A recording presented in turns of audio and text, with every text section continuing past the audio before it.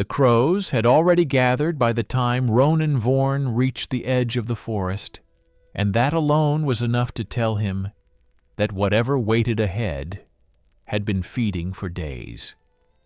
Because crows did not circle empty woods, and they did not stay unless there was something worth picking clean beneath the trees. The wind carried a faint smell of rot, thick and sweet, the kind that clung to the back of the throat and refused to leave. And Ronan stopped for a moment, his eyes scanning the dark line of the forest ahead, before stepping forward without hesitation. Because turning back had never been an option. Not for him, not anymore. The path leading into the Derevnya was barely visible, worn down to mud by too many hurried footsteps and not enough returning ones. And as he moved deeper, he noticed the silence first. No birds, no insects, no distant sounds of life, only the soft creak of branches above and the distant flapping of wings somewhere unseen, the kind of silence that did not belong to nature, but to something that had pushed everything else out.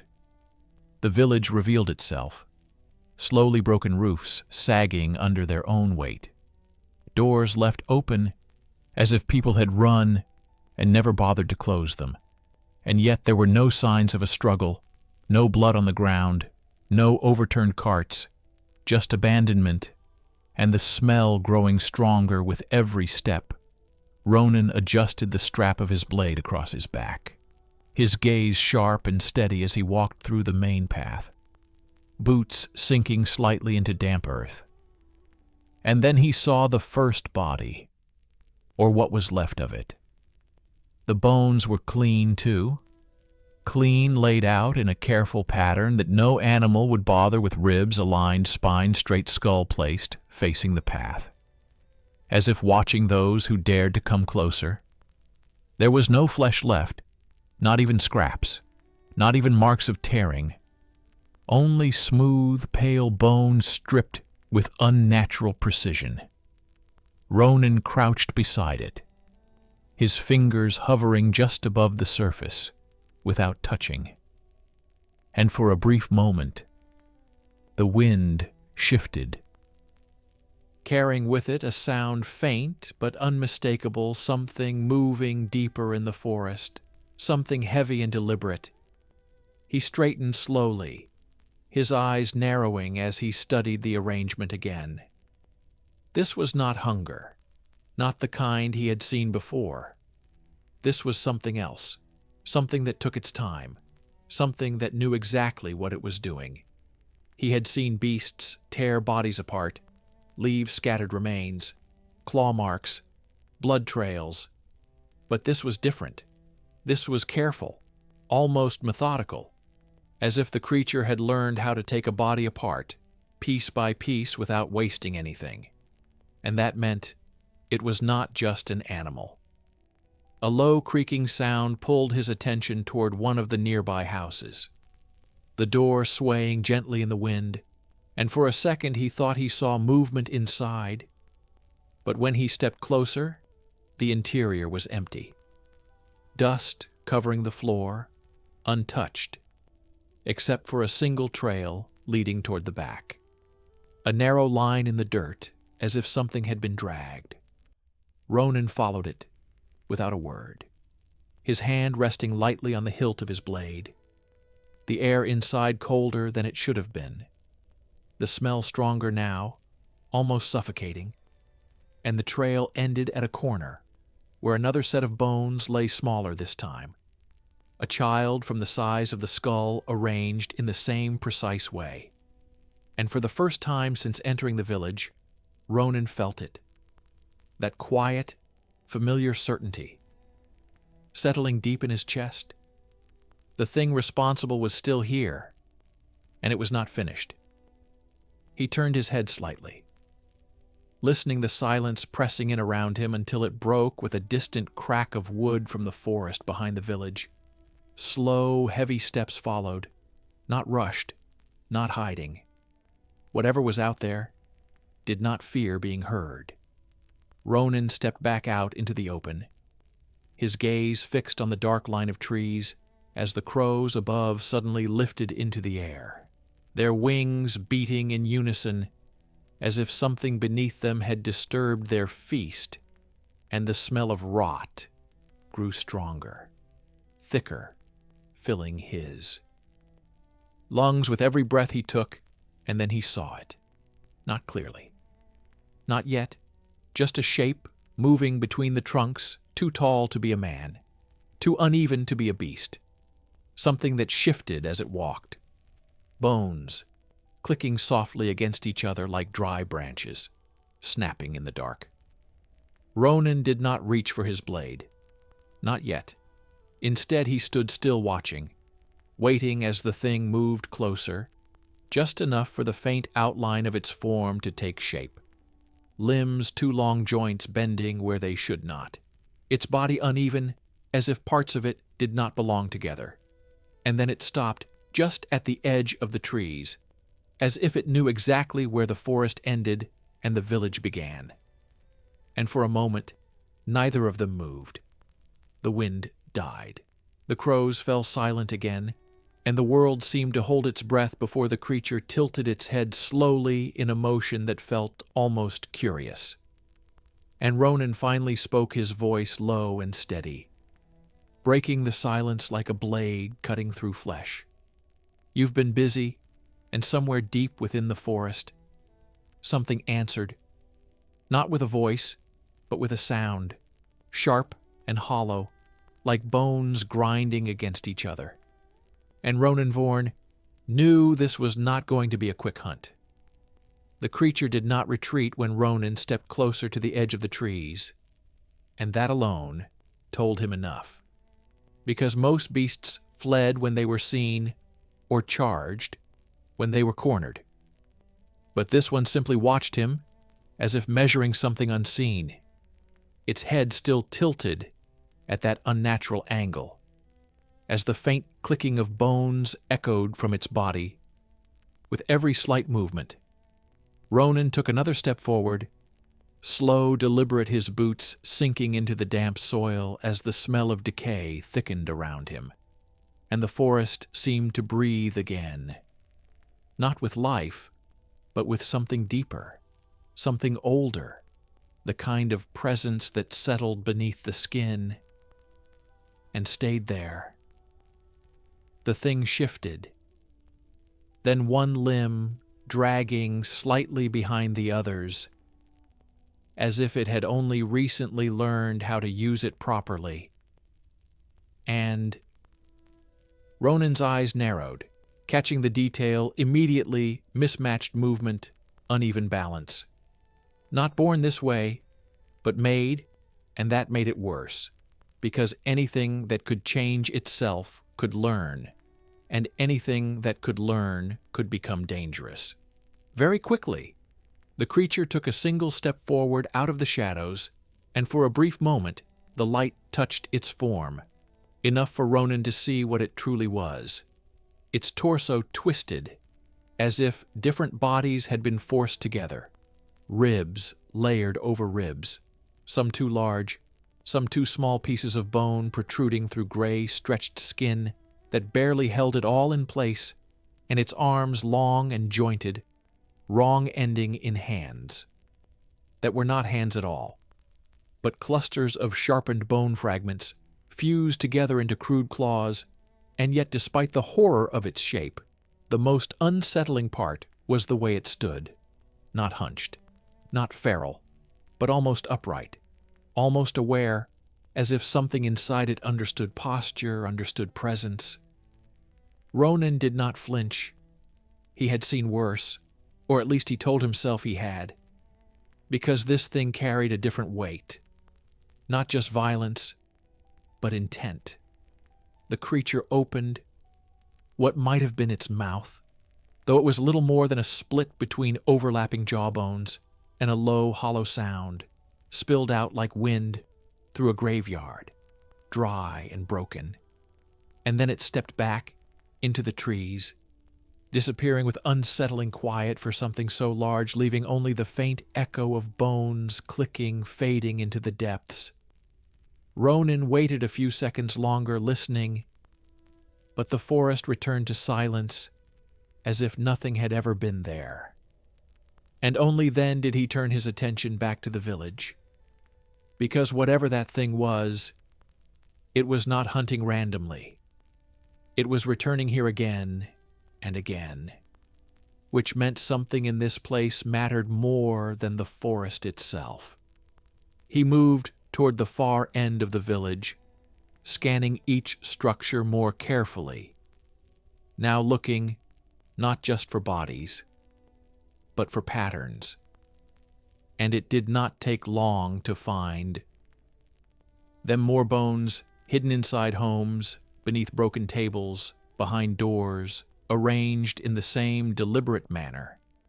Each set positioned differently, but always with that same unnatural precision, as if the creature was practicing learning, refining something, with every kill.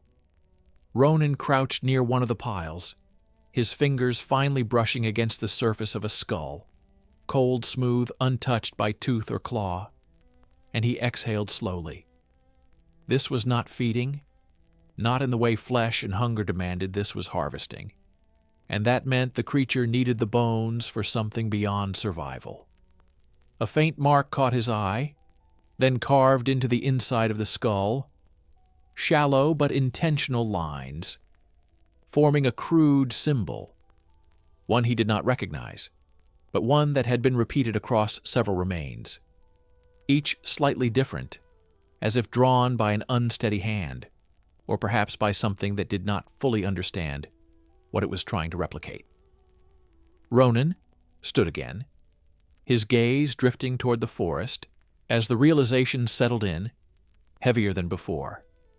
The creature was not just collecting bones, it was trying to build something, or become something, and every body it took was another step closer.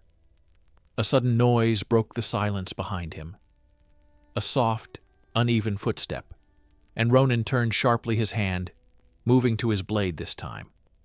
But instead of the creature, a figure stood at the far end of the path, thin, shaking, barely able to remain upright, a man pale as death, his clothes hanging loose over a body that looked half-starved, his eyes wide and unfocused, as if he had not slept in days, or perhaps longer. Ronan studied him for a moment before speaking. "You should have left." The man swallowed hard, his lips trembling as he tried to form words. But for a second nothing came out, only a dry rasp, until finally his voice broke through, weak and uneven. "It won't let us." Ronan's grip tightened slightly on the hilt. "What do you mean?" The man's head twitched, glancing toward the forest, then back again, as if afraid to look for too long. "Takes them piece by piece," he said, his voice barely more than a whisper. "First the dead, then the dying, and when there's nothing left, it comes for the rest of us and builds itself better each time." Ronan stepped closer, his expression unreadable. "How many are left?" The man hesitated, his eyes filling with something close to panic. "Not many," he said, and for the first time, there was something else in his voice, something darker, something broken. "It learns," he added quietly. "It watches. It knows when we hide."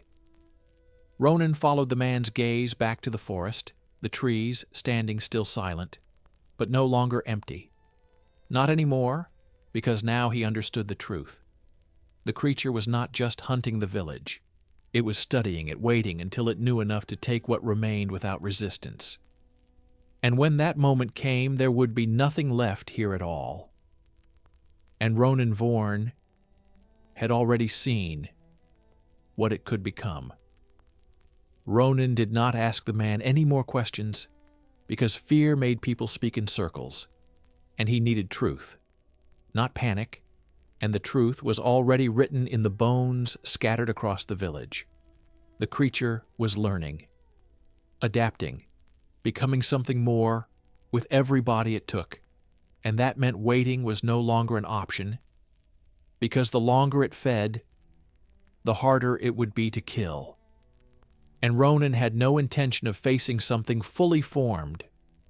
If he could still catch it unfinished, he told the man to hide somewhere low, somewhere tight, where the thing would have to force itself inside if it wanted him. And without waiting for a response, he turned back toward the forest, stepping past the last broken houses and into the dark, where the smell of rot thickened instantly, wrapping around him like damp cloth. The ground beneath his boots softer, here disturbed, churned in places, as if something heavy had moved through again and again, and he followed those marks, not rushing, not careless, his breathing steady, his senses sharp, the silence deeper, now swallowing even the faintest sound, until all that remained was the quiet rhythm of his own steps, and then something else, a faint dragging noise ahead, slow, uneven, like bone scraping against stone. Ronan stopped, his hand resting on the hilt of his blade, as his eyes adjusted to the shifting shadows between the trees, and he saw movement again closer. This time a shape hunched low near the base of a fallen trunk, its back turned to him, its limbs working with deliberate care. And for a moment, he simply watched, because understanding a creature before striking it often meant the difference between killing it and dying to it. The thing was pulling something toward itself, a body still mostly intact, though the limbs hung at unnatural angles. And Ronan recognized the size immediately. Not a child this time. An adult male dragged from the village not long ago. The creature paused, then slowly began to work its hands, pressing against the corpse with disturbing precision, its claws sliding beneath the skin, not tearing, not ripping, but peeling. And Ronan felt his jaw tighten slightly as the sound reached him. Soft, wet, careful. This was not feeding. This was preparation. The creature removed flesh in long, controlled motions, exposing bone beneath, and then it stopped again, tilting its head as if listening. And for a second Ronan thought it had sensed him, but its attention shifted instead to the body itself, its claws moving to the arm, gripping just above the elbow, and with a slow, deliberate twist, it snapped the joint cleanly, the sound sharp in the stillness, and then it began again, aligning the broken limb against its own frame, pressing bone to bone as if testing the fit. Ronan moved, then not forward, but to the side, circling quietly, keeping distance, as he watched the creature adjust itself, attaching the new piece, not cleanly, not perfectly, but enough that it held the limb hanging from its side at an awkward angle before it shifted its weight, testing the movement, the bones within its body clicking in response, and then it stood taller than before, just slightly. But enough to matter, enough to show that every piece it added, changed, it improved it. And that was when Ronan understood the full extent of the danger. This thing was not just collecting bones. It was replacing itself, rebuilding with stronger parts, better parts, anything it could take and use. And if left alone, it would become something far beyond what he faced. Now something faster, stronger, harder to kill the creature.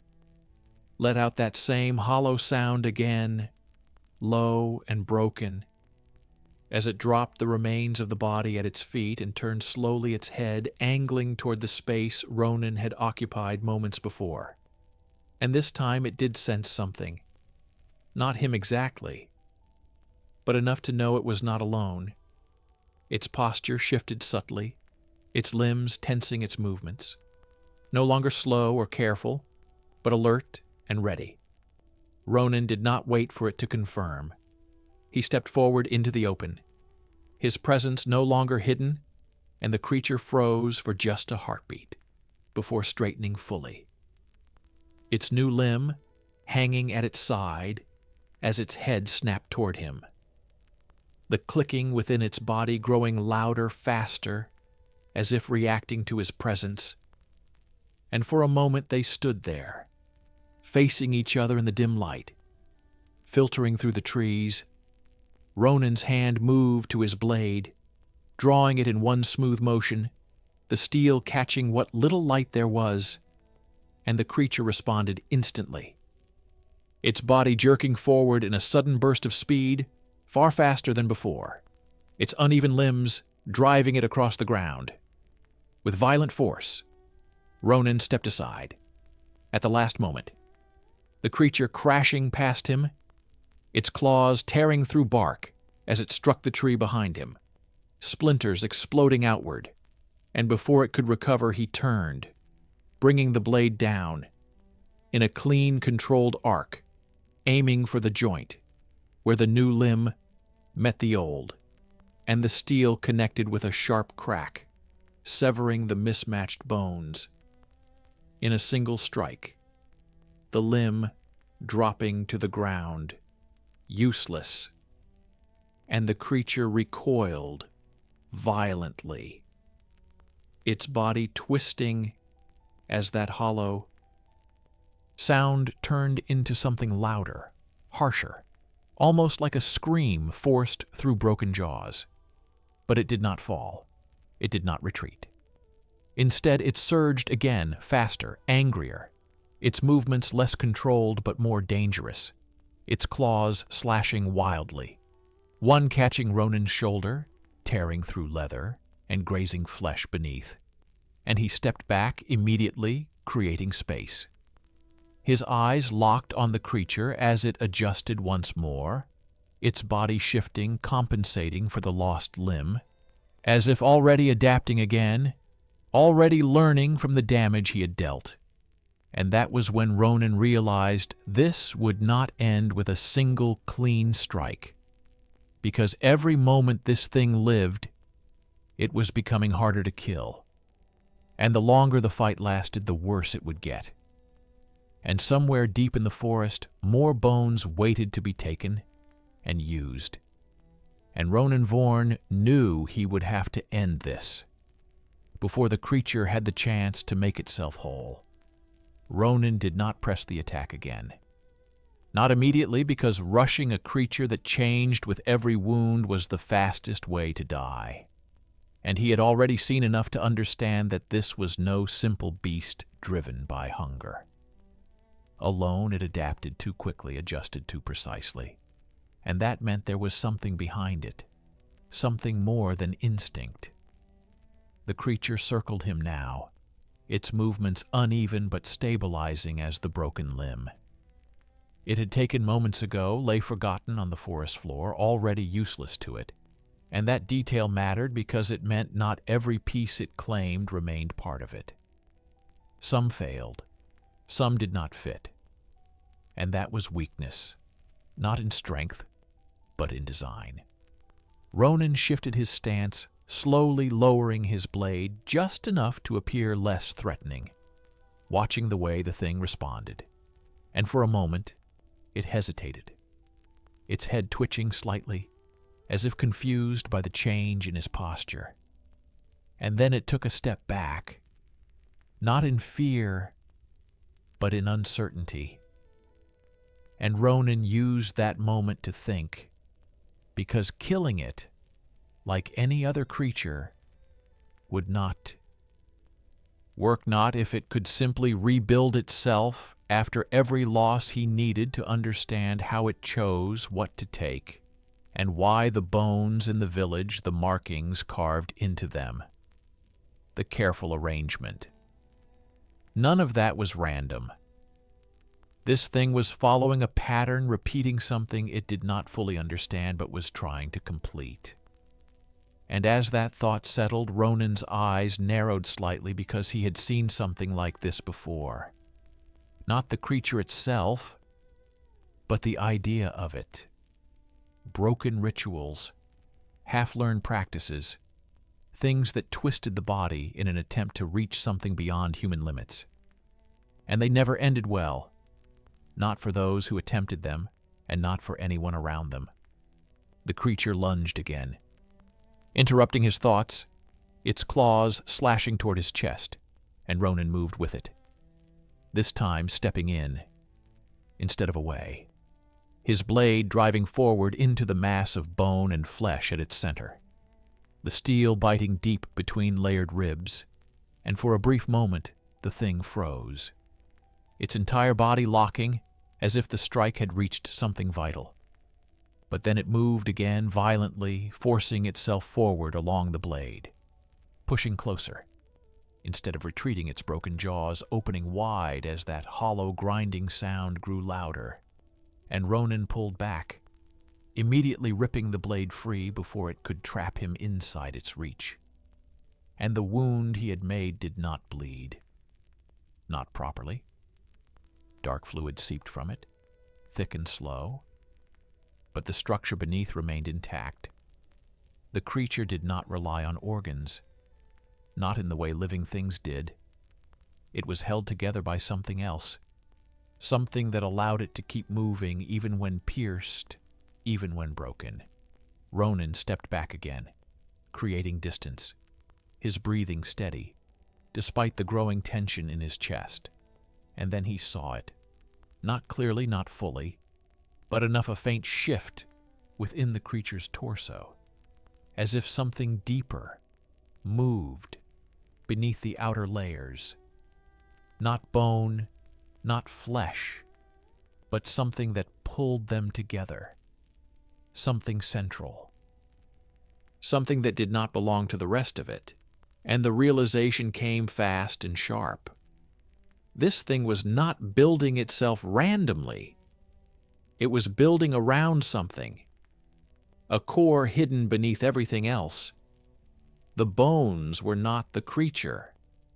They were armor structure tools used to protect what actually mattered, and that changed everything, because it meant there was a way to kill it, not by cutting it apart piece by piece, but by reaching that center and destroying whatever held it together. The creature attacked again more aggressively, now its movements faster, less cautious, as if it had decided that hesitation was no longer useful, and Ronan let it come. This time, he did not sidestep completely. Instead, he turned just enough to avoid the full force of the strike, feeling the rush of air as its claws passed close to his face, and he stepped inside its reach again, his shoulder colliding with its frame, driving it slightly off balance as his blade came up from below, aiming not at the outer limbs, but toward the center, where he had seen that movement, and the steel struck bone, first cracking through one layer, then another, before stopping short of its target. The resistance stronger there, thicker, as if the creature had reinforced that area more than the rest. And it reacted instantly, its body convulsing its limbs, lashing out in uncontrolled bursts. One of them, striking Ronan across the side, sending him back several steps, as pain flared through his ribs, and he steadied himself quickly, refusing to give ground beyond what was necessary. Because now he knew enough. The markings on the bones, the careful assembly, the failed pieces discarded.